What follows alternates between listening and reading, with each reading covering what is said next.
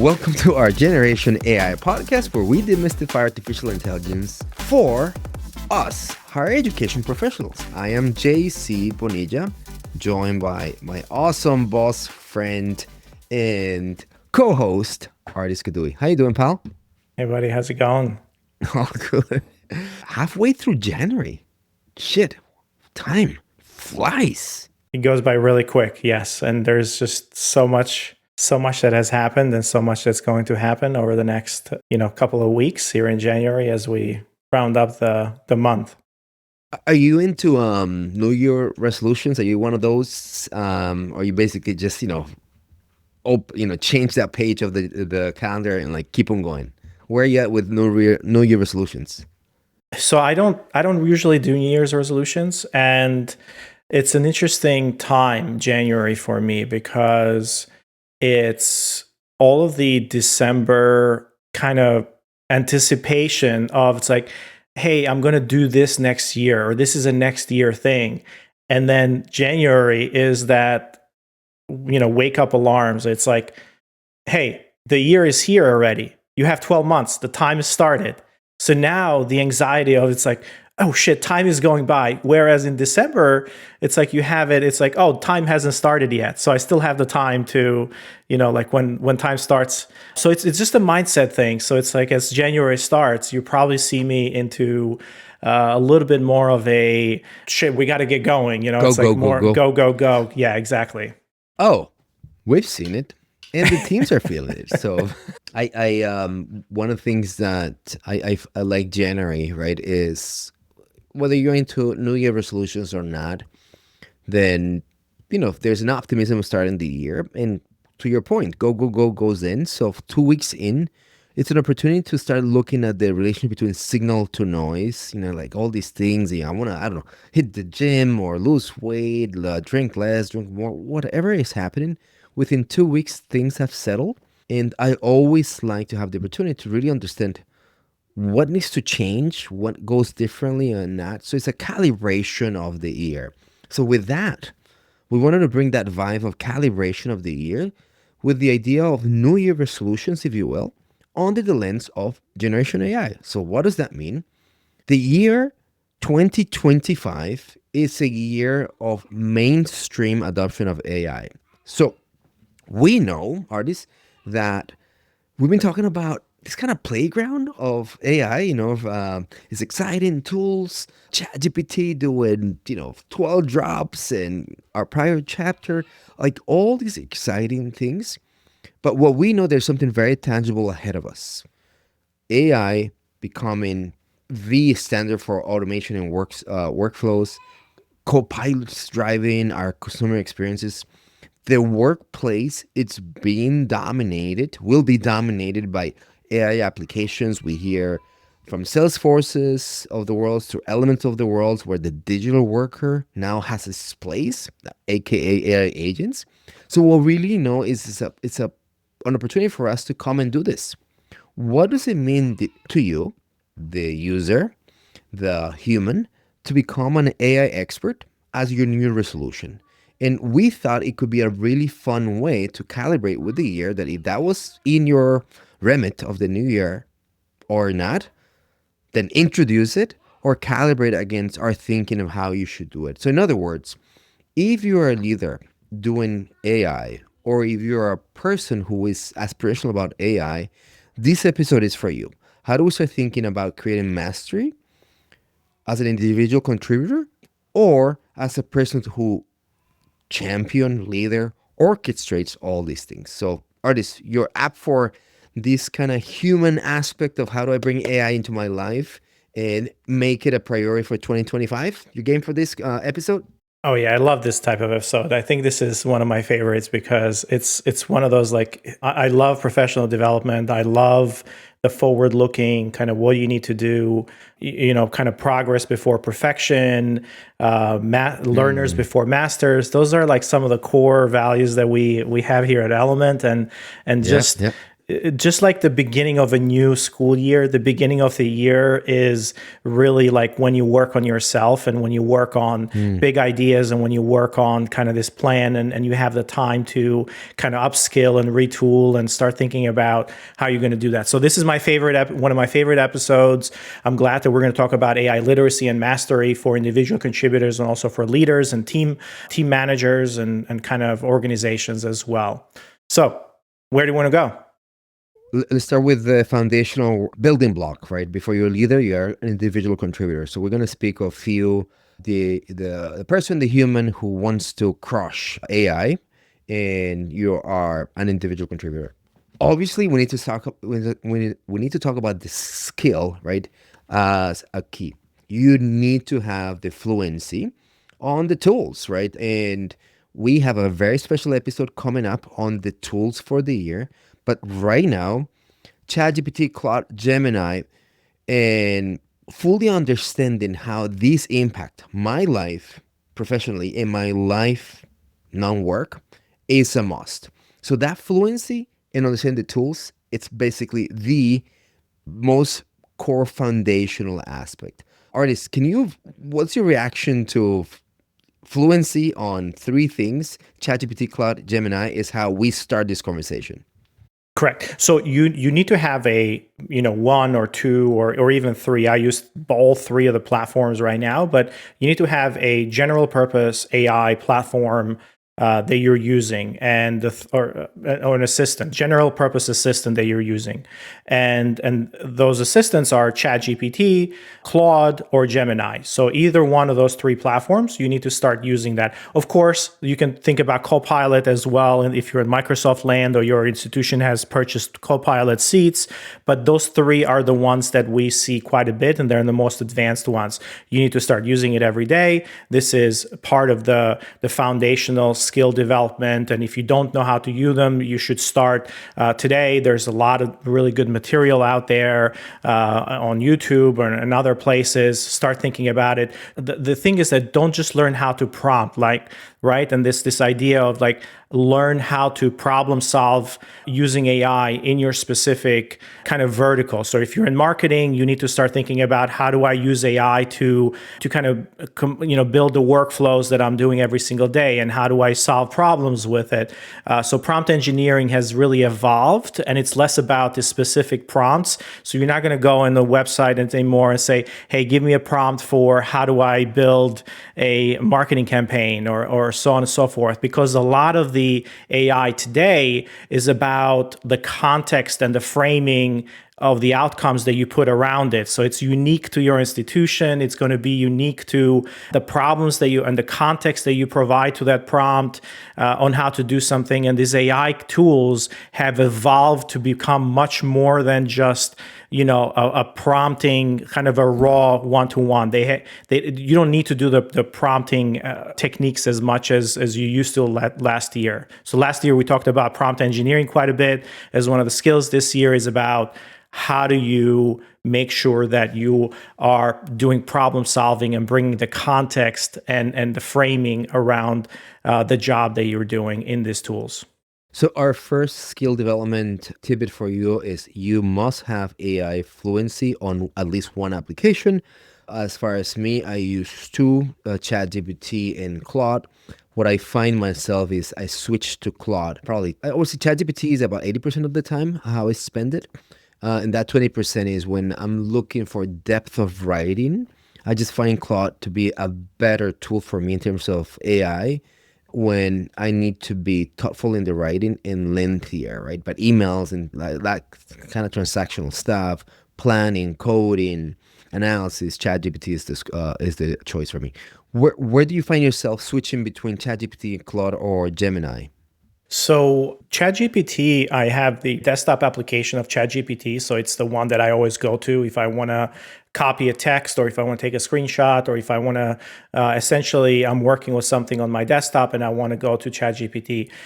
Claude is mostly around, again, the writing. I have this mega prompts, or I have this kind of workflows that I have built around our podcast, for example, Yes. writing components that I have built around emails and things like that, that I use Claude quite a bit for. So those are the two. And then I'm starting to use Gemini now more and more, because with the introduction of Gemini 2.0, tightly integrated with real-time search. So it's really good, but also they've introduced a couple other components in there, like the deep research, which was, if you have a paid version of it, it's amazing. So we'll talk more about that a little bit later. But this notion of deep research, there's a version of Gemini that you use, and again, incredible. There's different output that you get out of that. So, and when I need to kind of send data directly to like a Google Doc or Google Sheets or something like that,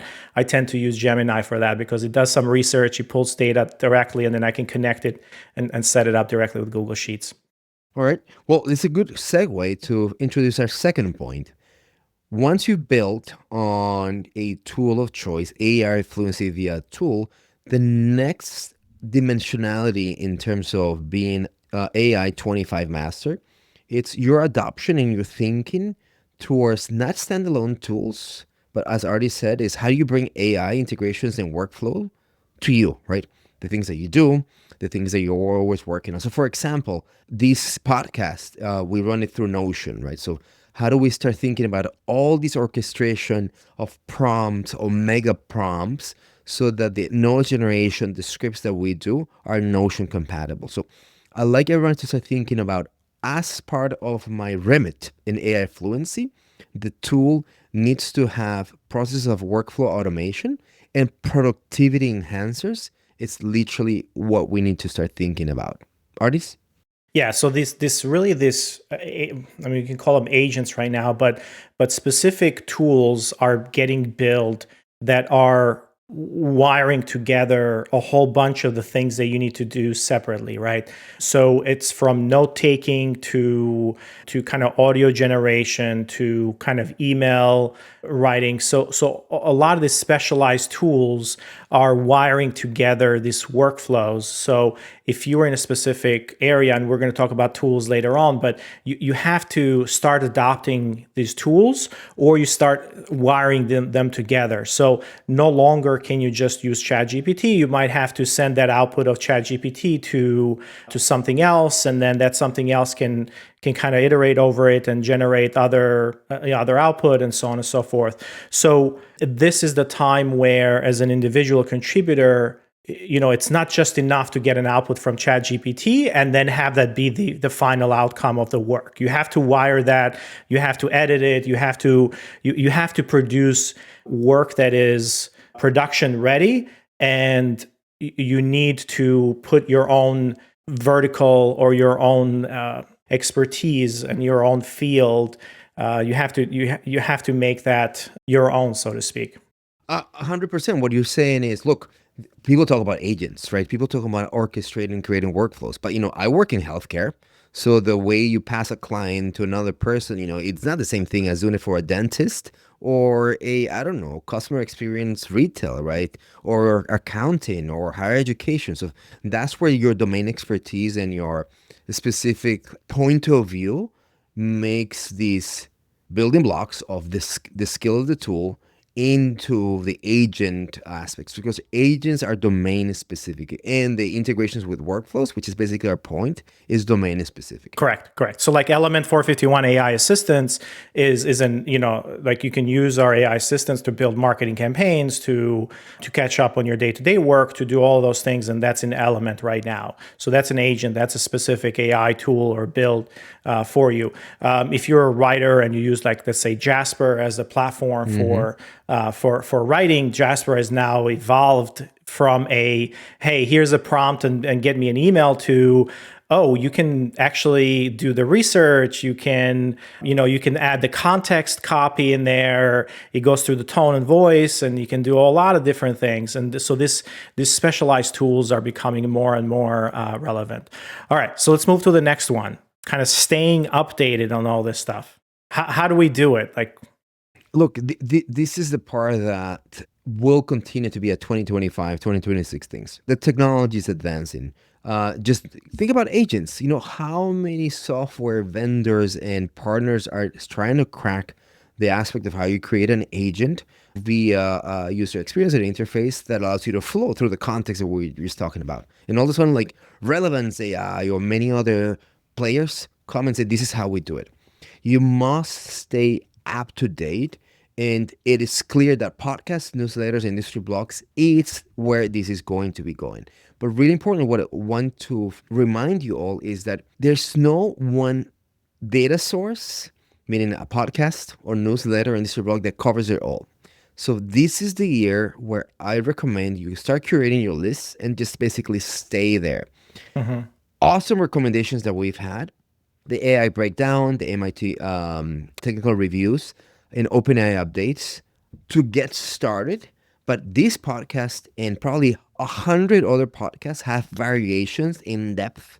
hey, I have a bias around this podcast. Of course, but think about, speaking of biases, think about how we translate things that happened on OpenAI through the lens of edtech, because that's how we are, right?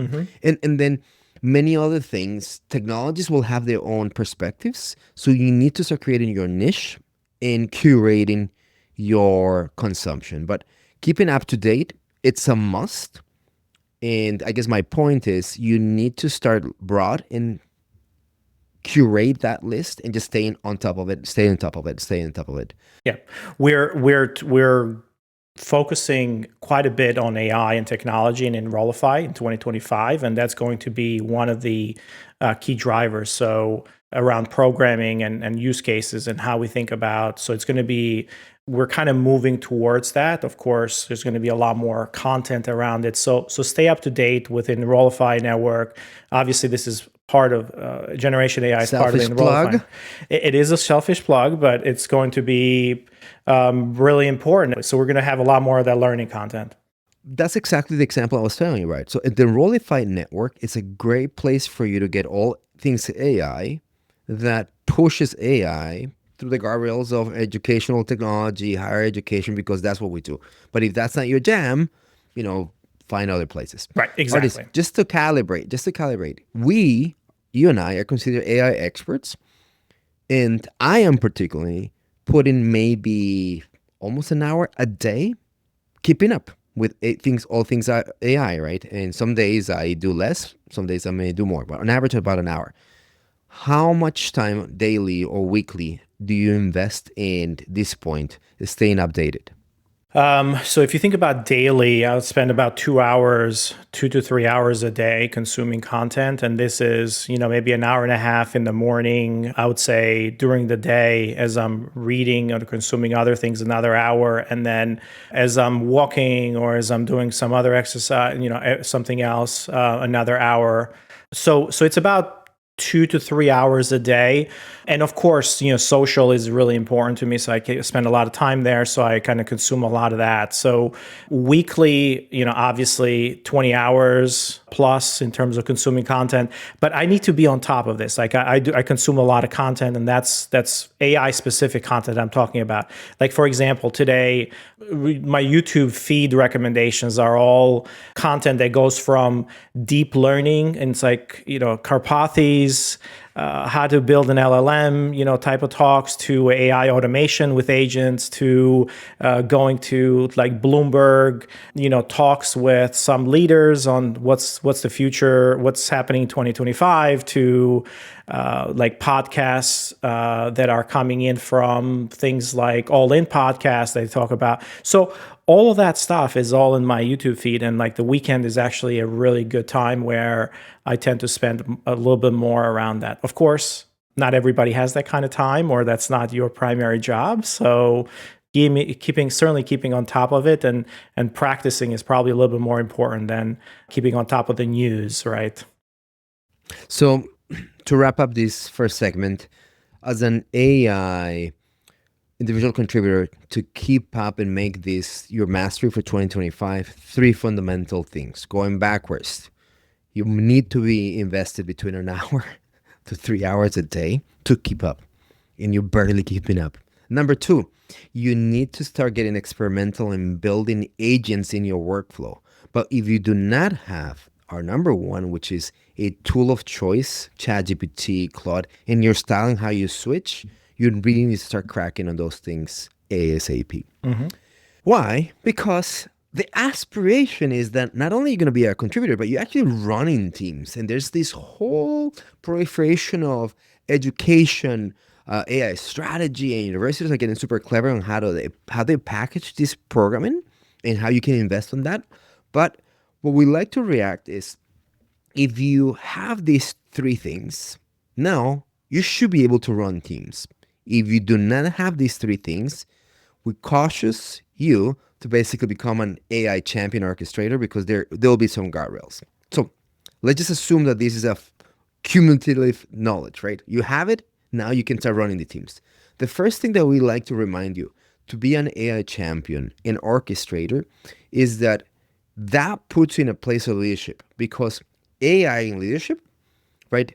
Intent, strategic management, whatever you want to call it today, are literally taking place in the same sentence. Just not long ago, you and I are talking to all these presidents and deans. How should I think about AI, right? So think about not only an orchestrator, right, AI technical person, but know that leadership tone sets that aspect of AI, which then brings me to the most important thing about leadership in AI is adoption. Just thinking AI and talking about AI will not be enough. But as a leader, the best and most important KPI for you is how much of the AI I produce, whether it's sophisticated or simple lame duck, I don't know, GPT, customization and GPTs, they must be used. And adoption is our number one KPI. We can talk all about AI, but if people don't use it, it doesn't matter. I agree with that. And I really like that word orchestrator in 2024. It was about literacy. It's like, how do you learn about it and talk about it and think about like putting policies in place and so on and so forth. 2025 is when AI is actually delivering enterprise value, when it's delivering value to our institutions, to our programs, to the work, our teams that we do. So AI is again kind of this vehicle for which we are gaining value and we're producing value. That being through efficiency gains, right? So it's like, how do we take a process and we make it more efficient? To staff augmentation, to fully having digital teams that are doing the work, one person doing the work of 10, and how do we think about doing a lot more with a lot less, right? That's the whole idea here. So 2025 is all going to be, how do we deliver value through AI? And the orchestrator is really that person who understands how the dots get connected, or how the output and the outcomes and what that workflow is all about, and how to put those pieces in place, and then just replace the human components or the manual components that are in between with the AI components, and now you have a much more efficient workflow in there. So orchestrator, I really, really like that word, to be honest. So to orchestrate and be a leader in AI, our first point is your metric of success will be adoption. Adoption. Yep. But a corollary that is really, really important to be successful in adoption, you must crush the one-on-one of change management. It's crucial for you to understand that as you start pushing AI, sophisticated AI, simple AI, agentic systems, whatever you want to call your AI of the year, your teams are going to go through digital transformation. They're going to go through the anxiety of change and what it means to them. So must be fluent in change management. It is crucial for you to land that. Artist, you're an expert in change management because you start the day pushing teams on the future. What are your words of advice for a leader, I guess, what is a one-on-one on change management from your perspective? Yeah, I mean, from change management perspective, I feel there's going to be a lot of pushback, and the way to think about change management in the in 2025 is how can we rethink the things that we're doing from kind of a first principles approach, rather than how do we do the same thing that we're doing right now, but with AI, right? Because that is not the where we're going to gain the value. So change management is going to be about, can we look at this outcome, or can we look at this problem from a AI first perspective, where we can do a lot more. So that's the part that I'm thinking about. Change management is about people adopting technology, and the most critical path to adoption is going to be change management and people. So technology is here. We have all the tools. We have all the platforms. It's like, how do we get the people and the organizations to adopt it? And your job as a leader and AI champion is, how do you convince somebody that there is real value to the adoption of this new technology? And you need to start thinking about showing that value by experimentation, by actually doing things and showing examples, rather than thinking about grand, like grand, massive projects that, hey, we're going to have our strategic plan on how we're going to adopt AI, and then 6 months later, all you have is is kind of a plan. That's it. Like, you haven't really done anything yet. So that's going to be the biggest mind shift, to be honest, that is going to be important around change management, is incremental change versus planning. Planning is important, but is not going to deliver the outcomes, and it's going to slow things down. We speak of hallucinations in AI, and one of the biggest hallucinations as a leader that you can introduce is that your AI, it's a plan as opposed to introduce it. So our second point here, which Art has already brought up, is you need to start bringing this mindset of first principles. And what that really means practically is you need to rethink the workflows, because if you listen to us AI experts, we know that the biggest payout in AI and the impact that it's going to have is in automating your processes. But the biggest mistake that you can have as a leader is like, okay, think about us, Element, right? So I'm going to give you an Element example that it translates to a lot of higher education professionals, right? I need to get more emails out, right? Because this is how we get university leaders to attend meetings and look at our awesome product, Element, right? So let's automate emails. Like, no. From a first principle point of view, is what I need to generate is more demand, more eyeballs coming to these demos. And so somehow today, email, it's an outbound technique to get people to come and say, fine, I'm going to register, I'll do it. So it's not about automating emails. It's trying to think about what is the process that I'm trying to automate, and the function, the role is not being replaced. It's not that I'm getting rid of the email sender. It's just that, oh, I have an opportunity to think about, I need to get more humans to look and book at these demos, right? Book demos. And how do we automate that process? Can I give an example on higher education? And this is an actual product at AI. So and it goes counterintuitive as we've been having conversations with folks. So lead generation, right? Lead generation is all about how, like, you get measured by how many contacts or how many leads you have. Prospects, you generate. You have a new database, right? Yeah. So a vendor and an agency, and we work with a lot of agencies. Their KPI is, and their value is, like, how many leads did I generate for you? Essentially, or the goal is to get as many leads as possible, because the assumption is that those leads are going to convert into applicants, those are going to convert into students. But the lead itself has no value until that converts into a student. So now the incentive is for agencies or for whoever is to drive many leads. But from a customer experience perspective, that student that goes into that website, they don't fill out a form because they want to talk to somebody or because they get an email, they want to have a phone call 2 days later, or they want to be bombarded by emails that probably have nothing to do with what they're studying or what they have a question about. They would rather have their answers answered in real time as part of a conversation or as part of, they're kind of going to the website and they have a question, they're going to ask that question. So now we built this generative AI conversations or chatbot or chat or AI assistants, or even Discovery, which is our Gen AI search, website search. And somebody can get those answers right away from that, but they're not filling in a form. So we see an inverse correlation between the metric or the KPI, which is lead generation, goes down. However, the consumer is actually getting a better experience with a brand. They're getting a better experience. They're getting the answers that they need, and they're better qualified when they're moving through the process, and they can move faster through the application and through the process because they're getting their answers a lot faster. So this is a very different perspective on how you're supposed to start thinking about these workflows and AI, kind of that first principles, right? It's a little bit different than we were used to before. It's like, how do we optimize what we already have in place?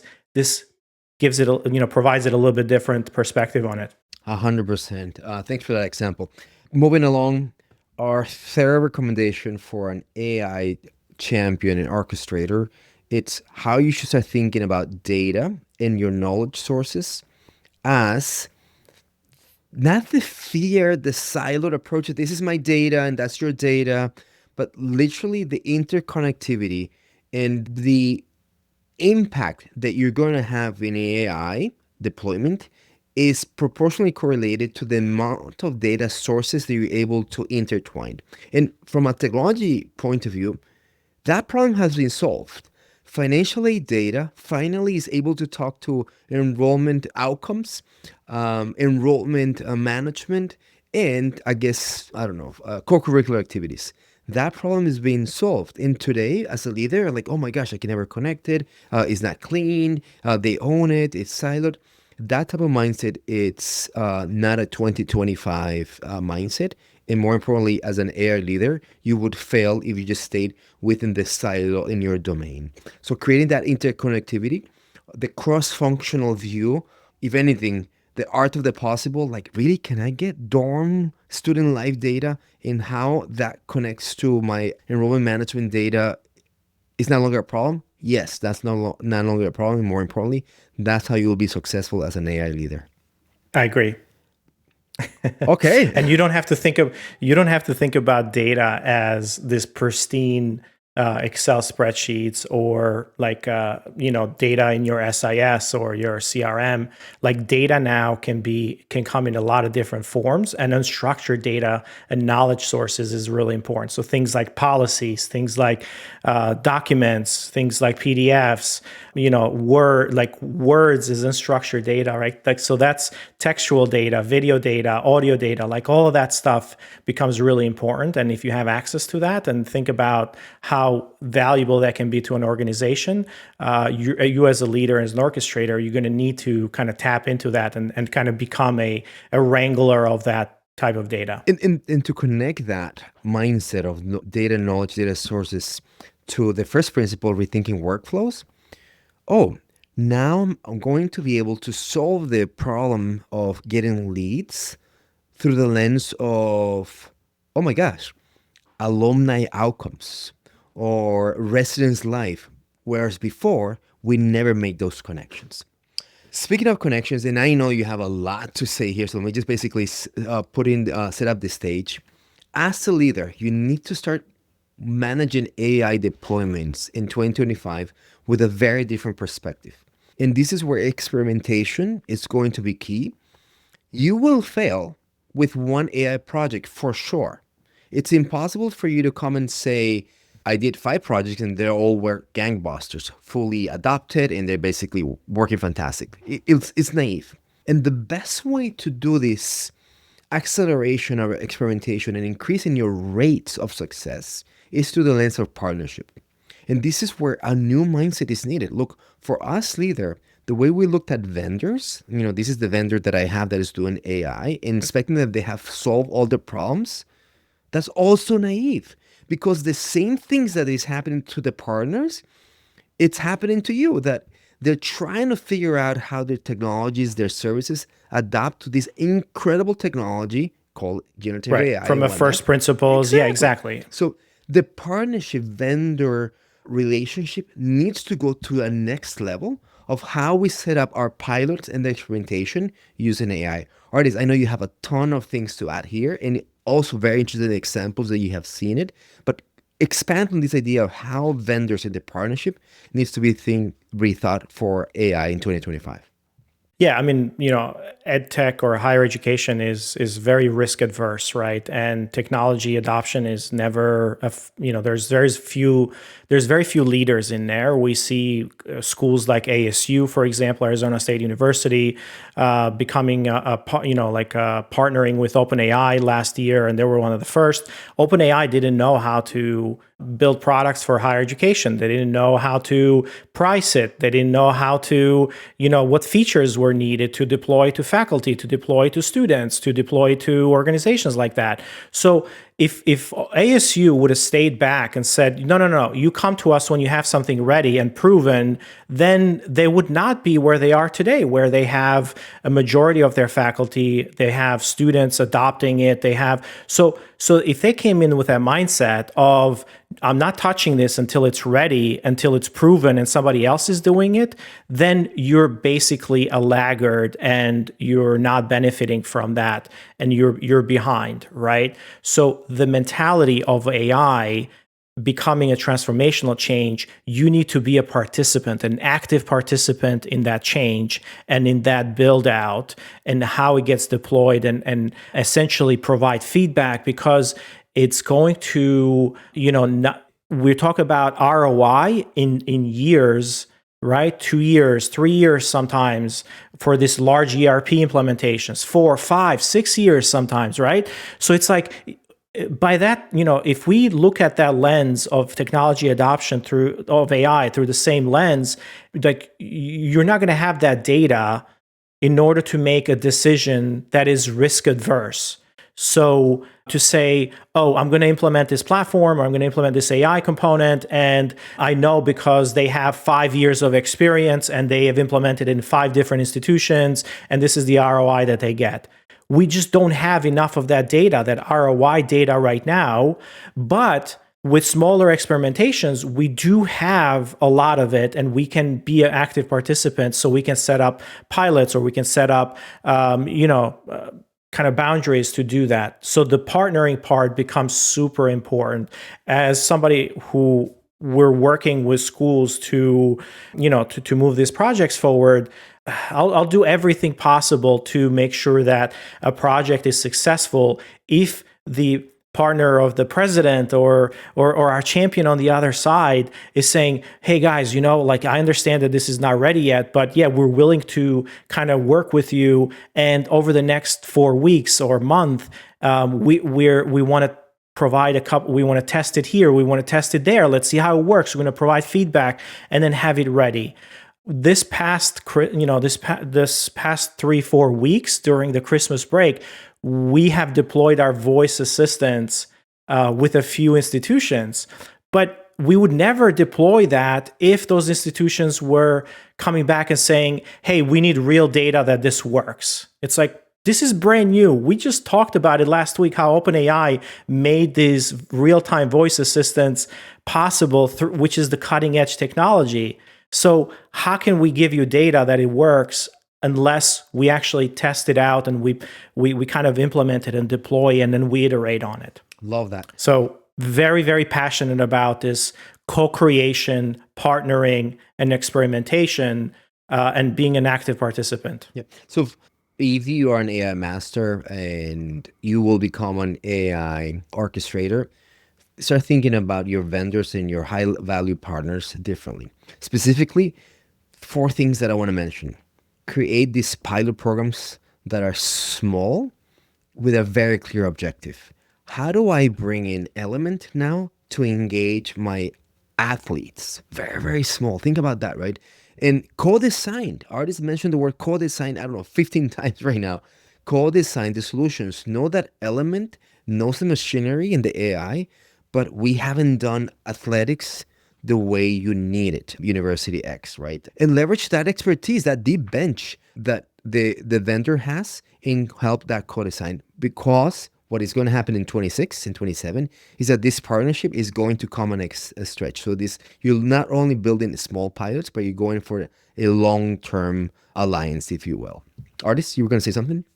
Yeah, I was actually, so it's not that we don't have the experience in that. It's that the technology is brand new and we are the experts of the technology and we understand it, but we're looking at these processes from a first principle. So we're Exactly. co-designing. It's not a matter of like, can we deploy it for you?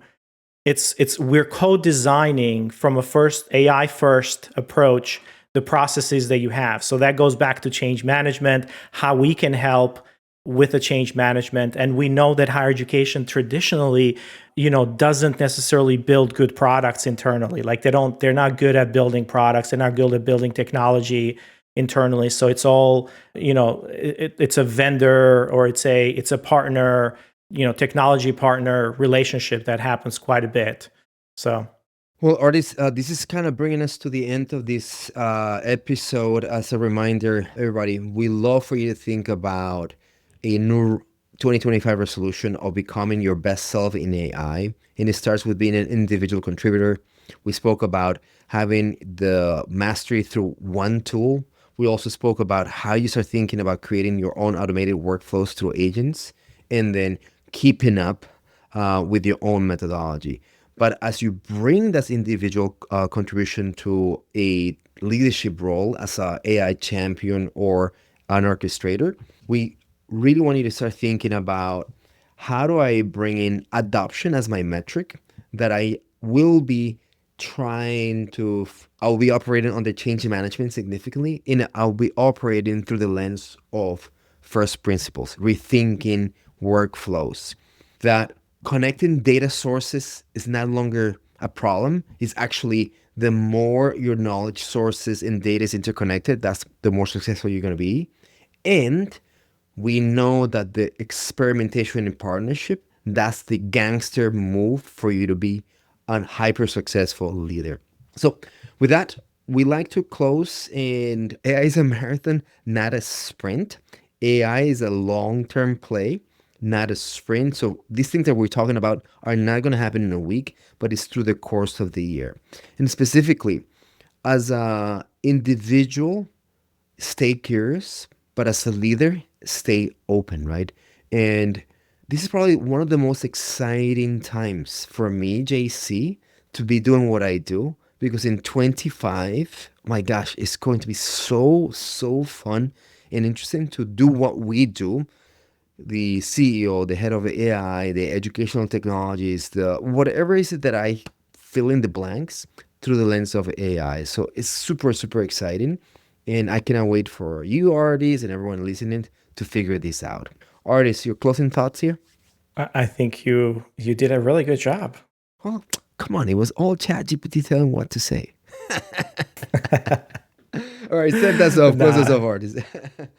I think this is one of my favorite episodes. Like we can go on and talk forever about organizational change, AI adoption, and AI mastery. So again, it starts with leadership. So if you're an individual contributor, AI is going to be that ticket for you to kind of advance through the organization, provide value for the organization, and step quickly through and become a place where you can become a leader, driving value for your school, your institution, your department.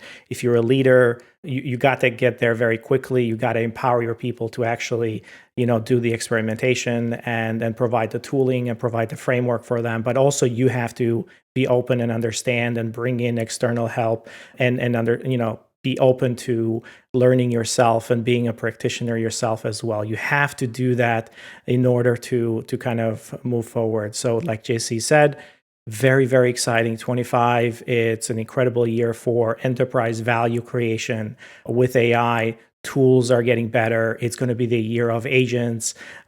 Things are going to get, more and more specific to your workflows, to our particular verticals around marketing, enrollment, student success. We're going to have so many great tools and so many great manifestations. It's a matter of how do we make sure that we're always thinking about that end consumer, that experience on what we're providing and the product that we're providing, and how can we make that better and removing friction. So I'm very excited. There you have it for 2025 being a defining year in all things AI. So thank you, everybody. We will see you in our next episode. Stay tuned because 2025 is not only the AI year, but many exciting things coming your way. So for this awesome episode, and we'll see you around. Till next time, everybody. Leave those reviews and rate us on everywhere you listen to this episode. Generation AI is part of the Enrollify podcast network.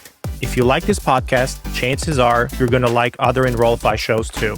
Our podcast network is growing weekly, and we've got a wide range of marketing, enrollment, and higher ed technology shows that are jam-packed with stories, ideas, and frameworks, all designed to empower you to be a better higher ed professional. Our shows help higher ed leaders and professionals like you find their next big idea. They feature a selection of the industry's best as your hosts, like Jamie Hunt, Seth Odell, Jenny Lee Fowler, Brian Gross, and many of your favorite leaders in higher ed. Enrollify is made possible by Element 451, the next generation AI student engagement platform that's helping institutions all over the country create meaningful, personalized, and engaging connections with their prospects and students. Learn more at element451.com.